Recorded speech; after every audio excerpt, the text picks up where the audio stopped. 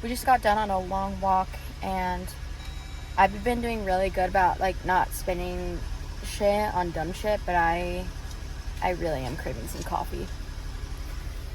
I haven't had Dunkin' coffee in a really long time. Oh, poor me. In another life, I was a model. You can be a model in this life, bitch.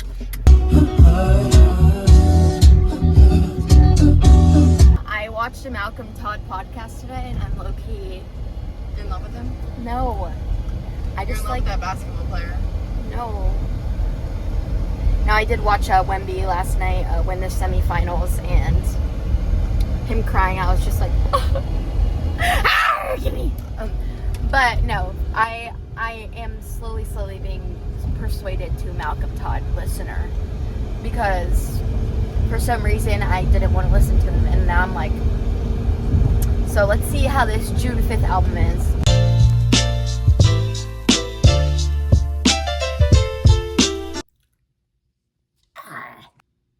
Welcome back to my channel.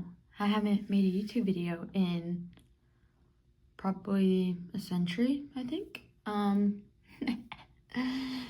Anyways, I wanted to make a YouTube video today because I was in YouTube doing my meditation, and it kept popping up the like upload thing, like it was glitching, and I was like, okay, YouTube's telling me they want me to make a video. Anyways, I don't really have a plan or like bullet points for this video, so I hope it's not everywhere, but basically today I want to talk about vulnerability.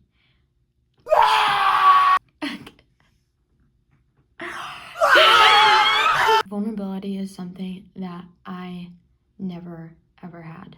I feel like now, since I, post on the media about real shit, it's kind of forced me to be more vulnerable. But oh my gosh, vulnerability was not in my vocabulary for a very long time. And I feel like I kind of viewed it like a man would, how toxic men get hate from sharing their feelings and being vulnerable. I kind of felt like I was like that in a way, from the aspect of I was too scared to be vulnerable because of feeling worthless, dumb, and like people would look at me like a sad puppy type shit. And so I literally never was vulnerable.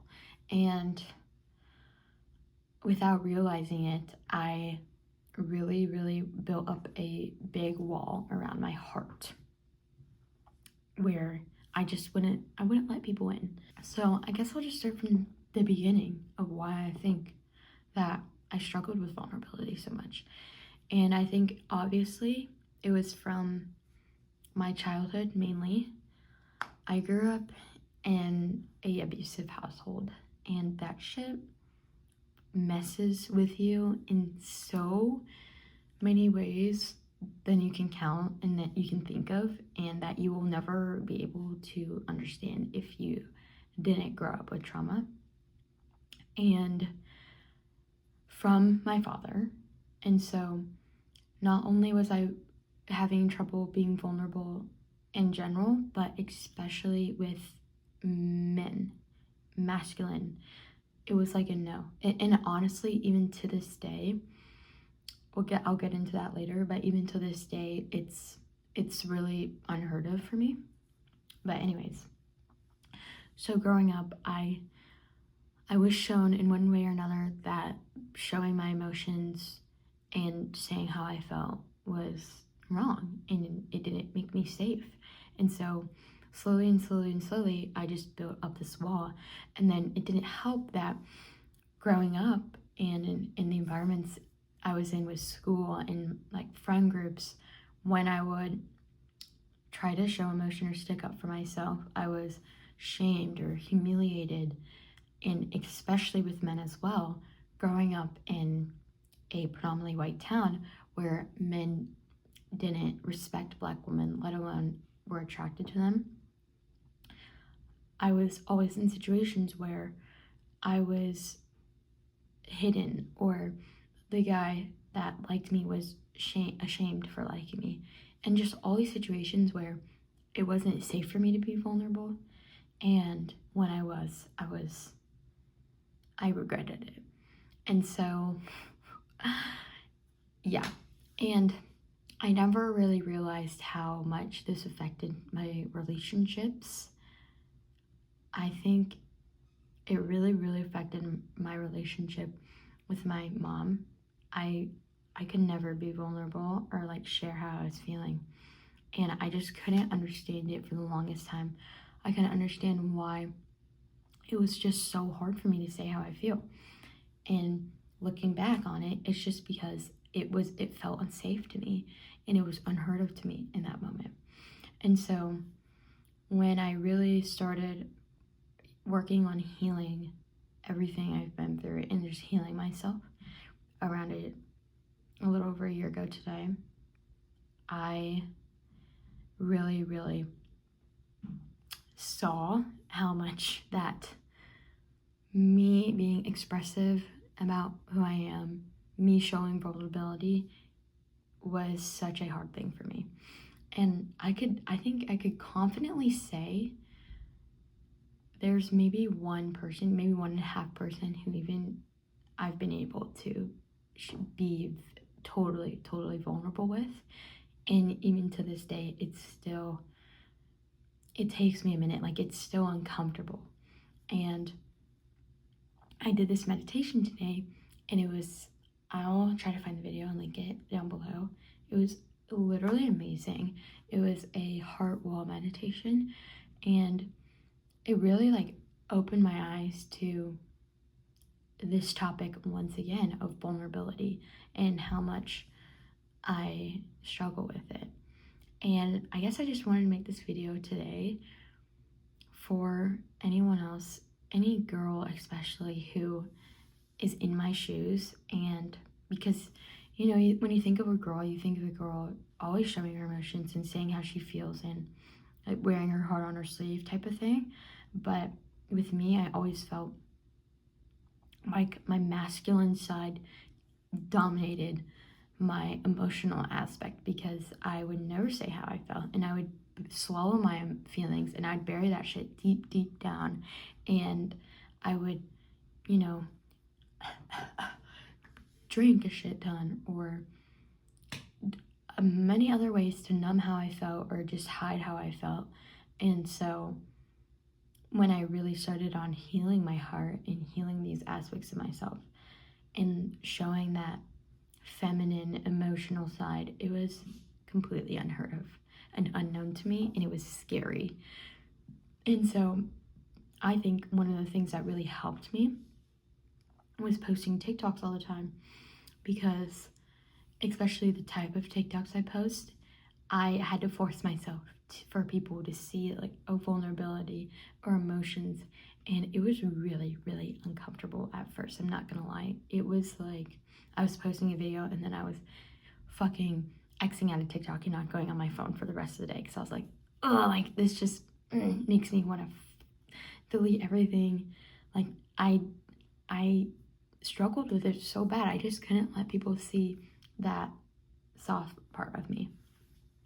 And what I've realized is vulnerability is a strength in a way, because not only did I have a hard time showing my vulnerability, at the same time, I was so sensitive and so empathetic. And having a side of you where you can't say how you feel, and then having a side of you where you feel fucking everything, is terrible. It's not a good mix. And so it was like lots and lots and lots and lots and lots of emotions that I was just bearing down all the time. And it was controlling how I acted and the way I was. And I would just wear this mask of a person that wasn't me.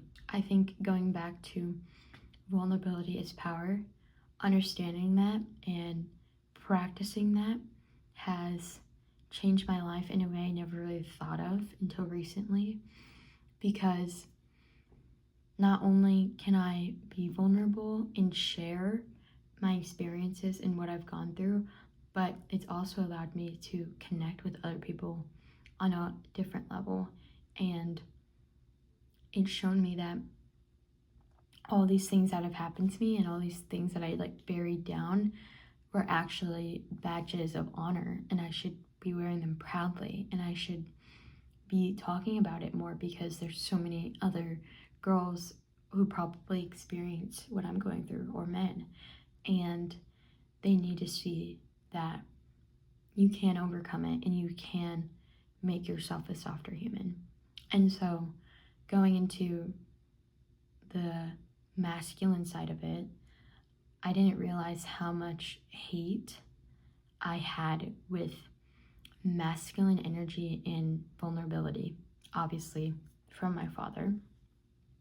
And so in high school, I was the type of girl that the minute things got serious, or the minute I realized that, wait, he actually maybe likes me, gone, you're cut.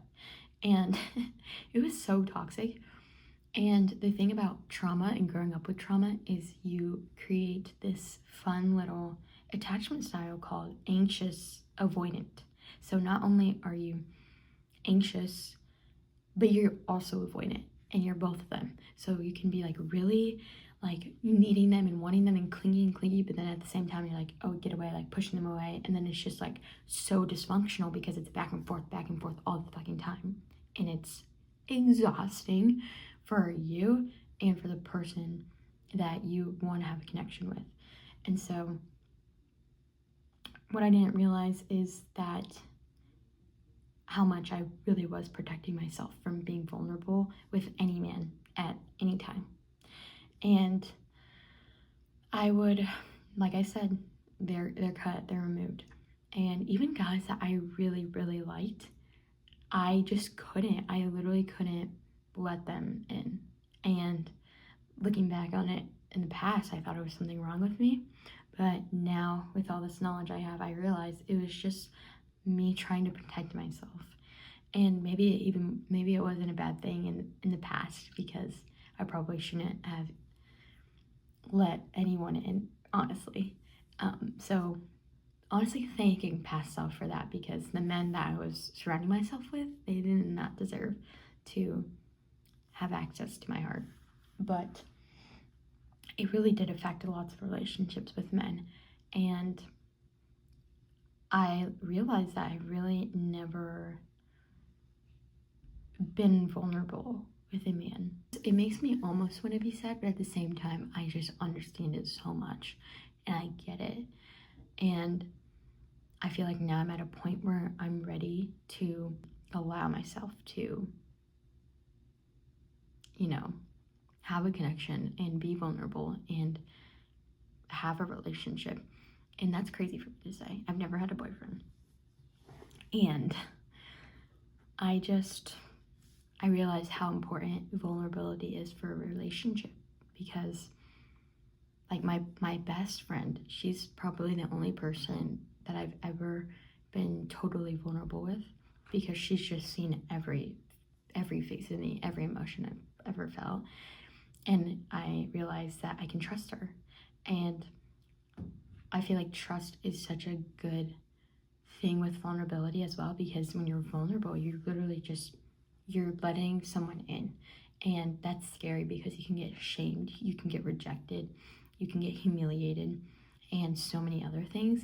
And so the thought of someone like seeing you in you fully you, and being able to judge you probably makes you want to crawl in your skin.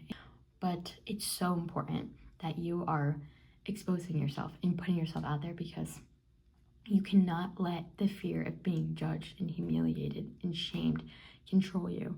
Because one, you're going to get judged, shamed, and humiliated and rejected regardless, even if you are not vulnerable.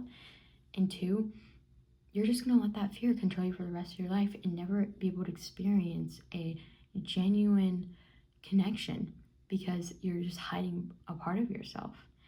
And it will get lonely, because you wonder why people can't give you the love and care that you need, and it's because you haven't even told them the surface. You only told them the surface of it. You haven't even gotten deep and expressed like why you are the way you are, and you haven't tried to heal it. And so you can't be mad at someone for not being able to fully give you the love you need if you can't even give it to yourself or shine light on those parts of you yourself. Someone else is not going to be able to fix that for you because it's you, it's yourself, it's your experience. And you have to be the person to finally shine light on it. And once you do, it's a life-changing experience. It's a life-changing reality. It will change your life because you just stop becoming ashamed of yourself anymore. And you realize that everyone's human. We all have experiences, we all live, and it's nothing to be ashamed of. And even if someone does shame it, screw them. Like, they don't know shit. So it's literally, it gives you your power back because you don't feel like you're hiding who you are anymore or hiding parts of yourself. You're just fully you in your whole. And you like build this sort of love and foundation that can get you through those uncomfortable parts when you have to be vulnerable. And like, even with me, I've done the work. And I am fully aware that there's some parts of me that I won't be able to work on unless I'm in that relationship, because there's only so much I can heal without having another person in the atmosphere, in the environment.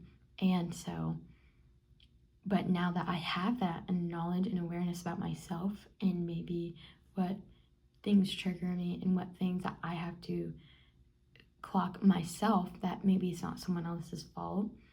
And now that I have that initial foundation, it's like I feel more ready to try something, because when I wasn't aware and when I was not vulnerable, I would let my triggers, and I didn't even know they were triggers at the time, but I would let certain things that people did make me freak out and lash out and just go crazy and just be insane and like bawl and just so many other things. And now that I am aware of it, I realize it was just these things that I've been through in the past that have hurt me. And when I see that, even if they're not even doing anything wrong, I see it as something that is wrong because of my past experiences. And so that's why it's so important that we're working on ourselves and healing it, because you can ruin something good if you're not aware of these things that deep down are controlling you and deep down are affecting and like altering your perception of your reality.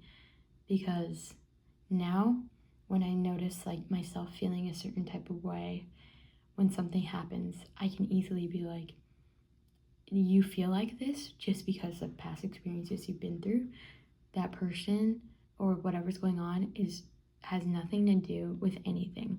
You just have to regulate yourself right now and allow yourself to feel this and allow it to pass, because that's just what happens. We can't really control what's happened to us in the past, but we can change our future and create our future.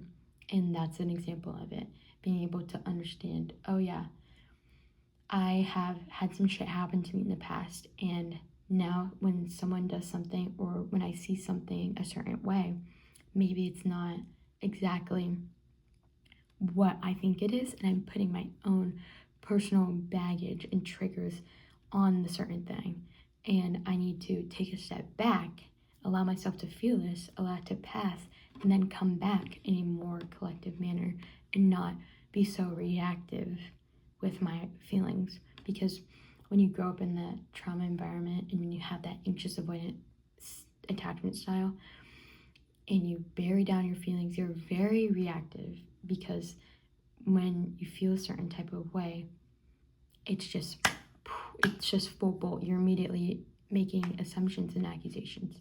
But when you've done the work and seen yourself fully and seen everything, something happens and you can be like, yup, I probably feel this way because so and so.